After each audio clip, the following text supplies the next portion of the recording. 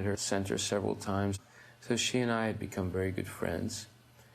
And it turns out that she was a personal friend of Cardinal Danileou, the chief cardinal of the Catholic Church of all of France. At that time, she was actually dying. And I went to see her, and I begged her if she would do a favor for me. And I told her that Srila Prabhupada was visiting, and he had been received by the city of Paris officially. And I begged her if she would please help us arrange a meeting with Cardinal Danileou, and she agreed. Paris in these early 70s was a very political environment, and Cardinal Danileou fit right in. He was known as the Bohemian priest. He had a very strong following among young people, even though young people, for the most part, were very anti-religion.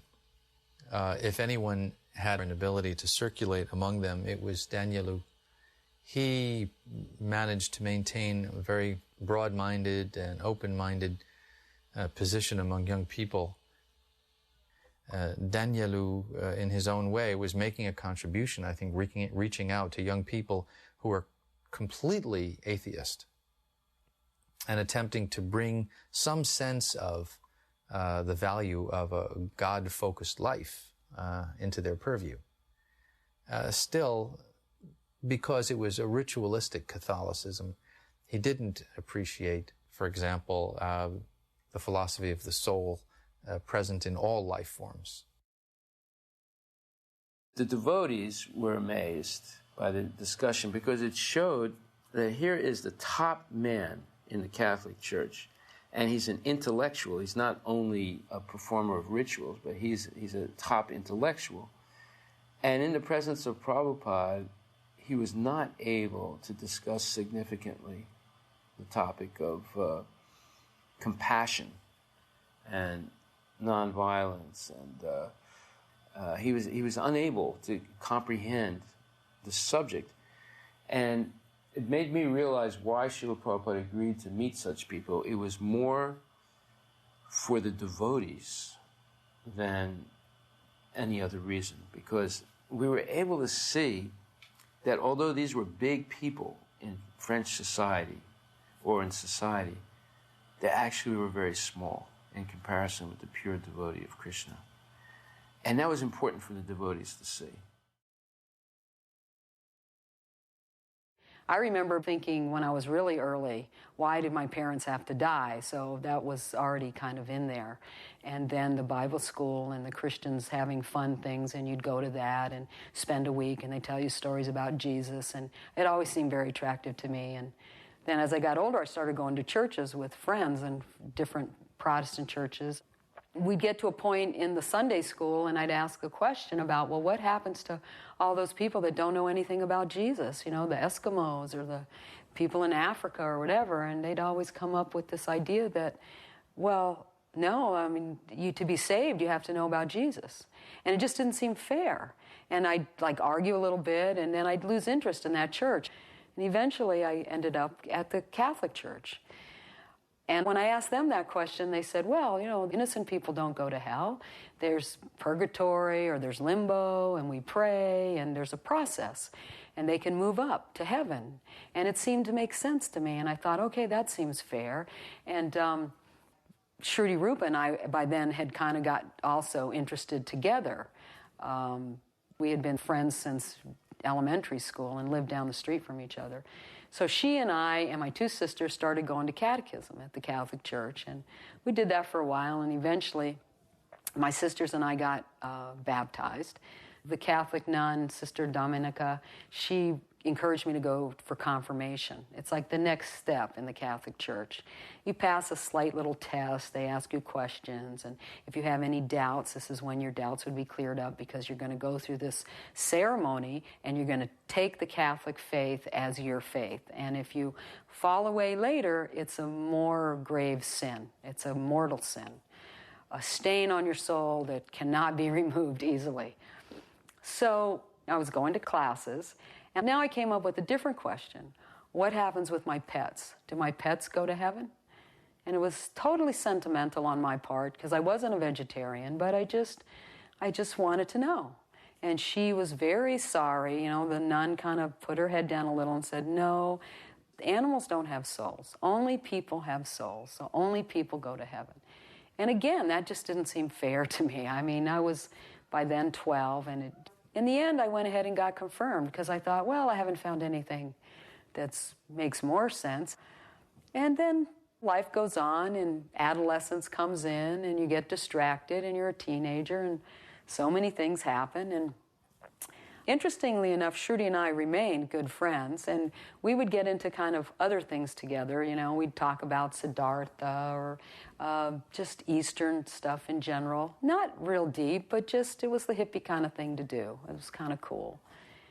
And at some point in all of that, I had made a type of commitment that if I hear the truth, I'll accept it.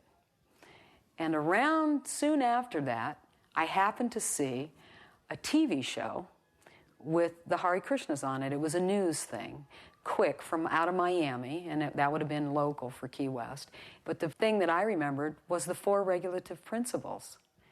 And so I heard that, and I immediately kind of made a decision. I don't know if I want to find out too much more about this, because it might actually be the truth. And I just didn't really want to risk, the 4 regulative principles seemed a little severe to me. And so I just didn't really want to know. And I kind of even almost made an effort to avoid the devotees. Once I saw devotees across the street, and I went to the other side of the street. And then, a little time passes, and Shruti and I decided to take a trip to Europe. We were going to meet friends in Germany that were in the army and travel with them a little bit. And just before we left, somebody at the airport gave us the teachings of Lord Chaitanya and a BTG. And so we traveled. We, really immediately realized after some difficulty and some ups and downs with our friends that we didn't really have too much in common with them. And we just traveled on our own a little bit. And then we just decided, why are we traveling all around? What are we looking for? We should just go back to our home and try and just be stable people. And so she gets the idea. She has this BTG. She says, why don't we go to the temple? And it was kind of a difficult trip to get to Paris. We had trouble with being vegetarians. So we got to Paris, and we got off at a train stop. And there were 2 quite large men that were selling there. And Shruti immediately went up to them and asked them directions to how to get to this address. And they kind of gave us instruction, and we started heading in that direction. And we realized that it didn't seem quite right. So we stopped and asked in a hotel. And that man told us we were going in a completely wrong direction. So we left the hotel, and we turned, and we started heading the way he told us to go. And then we realized that these fellows were following us. It could have been coincidental, but then when we changed directions, then they also still were following us. It was just a scary scene. We were kind of starting to walk faster and faster. They were walking faster and faster. We were hoping that at the end of this street, there was going to be the door with the number on it. So we see the 4 on the door. We start pounding on the door, and that's when the door swings open, and light just comes pouring out, and incense comes billowing out, and music comes out, the chanting comes out, and Indradumna, dressed in white, looking very angelic, says, yes, can I help you with something?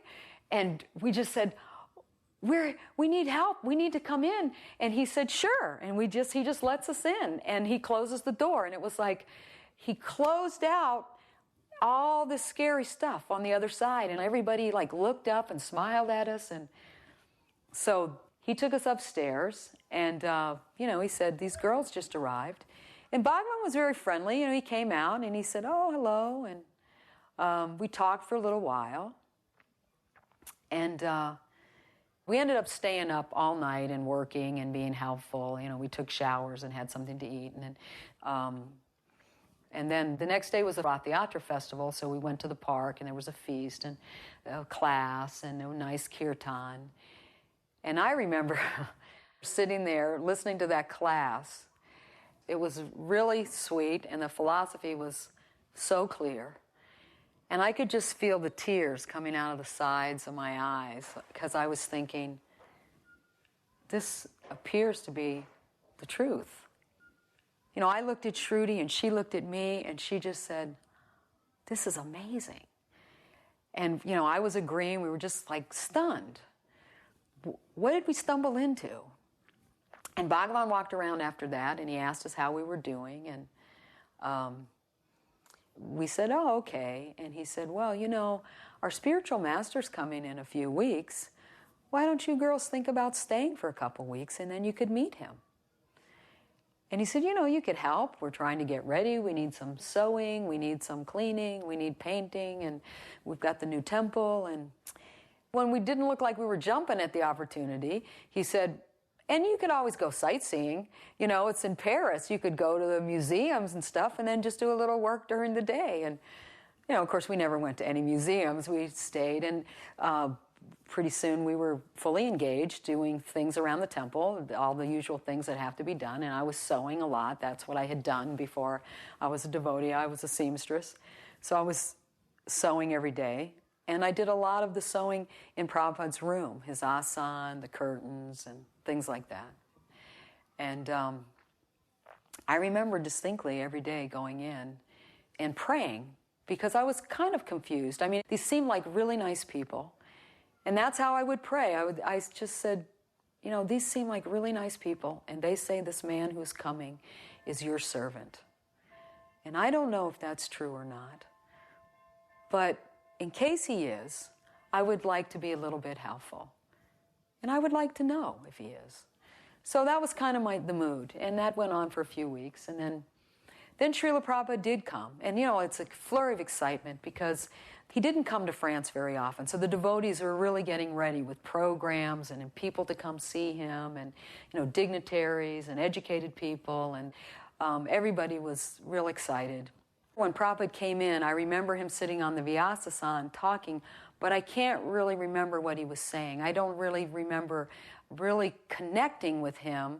I mean, he seemed nice enough, but I was more kind of involved in the activity. There was always something to be done, and, you know, somebody directing you, take this here, take that there. And so everybody was very gracious, and I particularly remember that Yogeshwar was very gracious. He was always trying to include, and I was still kind of bewildered. And Yogeshwar was really excited about Prabhupada speaking to this cardinal, and he was playing it for us. And, you know, I was interested, and so he starts the tape, and Prabhupada's speaking with Cardinal Danileou, and we're listening, and, you know, there's translation, and you're getting the gist of it, and it seems like two elderly gentlemen that seem to be equally dignified, exchanging ideas about spiritual life. And it's kind of vague, but I got the gist of that, and it flows. And all of a sudden, out of the blue, Prabhupada says, what about the animals?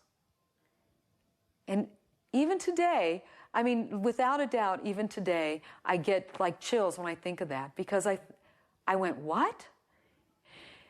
And Prabhupada says, what about the animals? And he goes into a whole thing about the animals, and the Cardinal says the same thing that the bishop had said to me years before. Well, the animals don't have a soul, and he makes all these justifications. You need the meat to eat, and people, it's more important to feed people. And Prabhupada answers one question after another, and the Cardinal persists. It seems to be almost I won't say a battle, but, you know, Prabhupada's he won't let him off the hook. And he brings up the analogy of, if a man has two children and one child has diminished capacity, does he love the one that's not so intelligent less than the one that's qualified? And of course the animals have a soul, and of course the animals... And I mean, it never fails to move me. All of a sudden I felt this real clear understanding, almost like a voice. Yes, this man is my servant. Yes, this man will answer your questions. He will answer the questions you forgot you had. and the questions you haven't even thought of yet. I mean, it was like so clear that I was stunned. So I didn't